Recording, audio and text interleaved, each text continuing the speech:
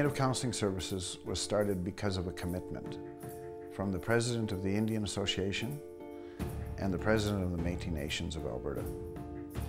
And that commitment was to create an organization that was non-profit, non-political, to deliver justice services in Alberta to Aboriginal people. And that trust that was put before us 45 years ago has been a huge responsibility. We go back to everything that has taken place since contact.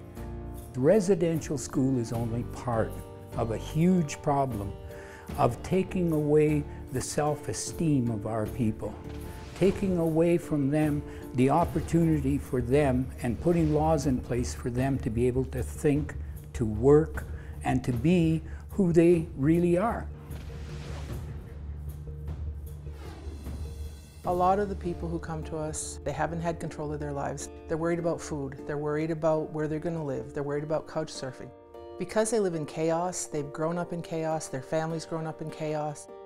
People don't get a chance to think about who they are, where they fit in, and how important they are in the world. We're faced with a challenge of extremely high overrepresentation in all social justice files for Aboriginal people in Alberta. Whether it's criminal justice, child welfare, challenges within their health or education system. Aboriginal people feel intimidated when they go to the court system because they don't know what to expect. It's a real power thing with the judges, the Crown, the lawyers, and they feel intimidated by that. They automatically assume they're going to be going to jail. Foster care is full of children who don't know who they are. And we need to restore that back into them.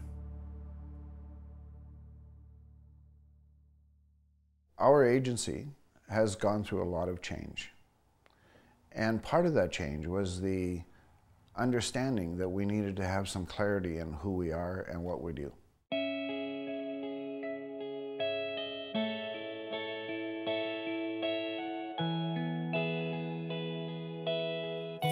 So we have a model of resiliency that explains exactly where we need to be and how we need to work with the people who walk in our doors.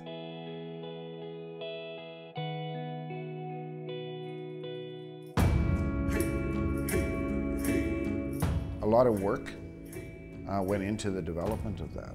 A lot of guidance from elders. And there was a lot of ceremony involved in the development of our model of building resilience. It guides everything we do in the agency. Self-determination is the right of any individual who walks in our door to be able to have a say in how their lives are run. Whether it's relating to courts, whether it's relating to children's services, whether it's relating to where they live or how they live. And so when they come in our doors, and we talk to them about self-determination, it's like a light goes on in their head. And sometimes the people we work with, it's the first time in their lives they've had a chance to make a decision about anything.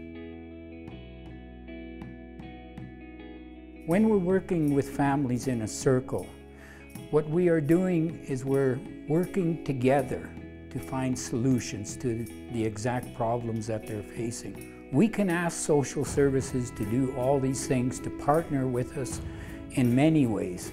But the bottom line here is that the solutions lie with us. It lies with our people.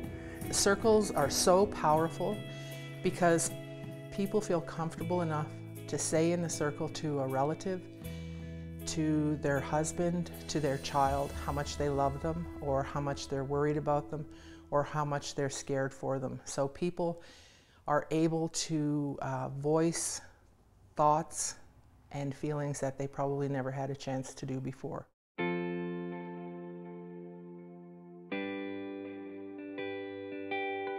They feel that they can speak and be heard. And that's the most important thing. When you take someone's voice away from them for so long and you give it back to them as a gift, it changes them. And we see the success in what we're doing in circles. We see that out there, we hear that from our clients, and we're starting to see healthy families as a result. Sometimes you see lights going on when a grandma who went through residential school is listening to stories that she's hearing around the circle and saying, I didn't know that. Or when a little kid says to their grandma or their mother, I love you and I want to stay with you. That's very powerful, and it probably wouldn't have happened if we didn't have the opportunity to do the circles. June 1st, 2014, Native Counseling took on a pilot project to write Gladue reports for the province, for the Provincial Court and Court of Queen's Bench. Throughout that past year, Native Counseling has completed roughly 525 Gladue reports. The Gladue report talks about an individual's history, from a small child growing right up to what brought him in front of the court system. This report humanizes an individual to the court system. We're looking for options other than incarceration. It could be probation, it could be treatment centers, it could be anger management counseling, it could be seeing an elder. Options where they can heal in the community. Options where the community can heal with the individual is what we're looking for.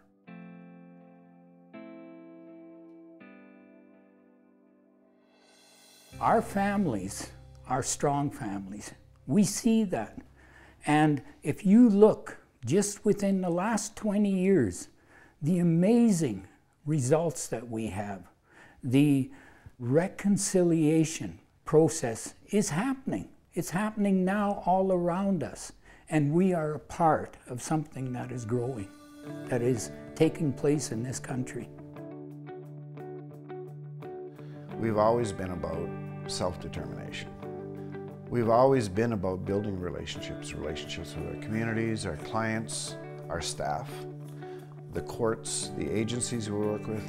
Whatever government's in power, we built relationships. We need everybody's cooperation and help in order to take on the responsibility of these emerging challenges. We still need to be rooted and connected to who we are and what we believe and what our philosophy is. Our model is about understanding who we are as Aboriginal people and being guided by our culture, our ceremony, and our spirituality.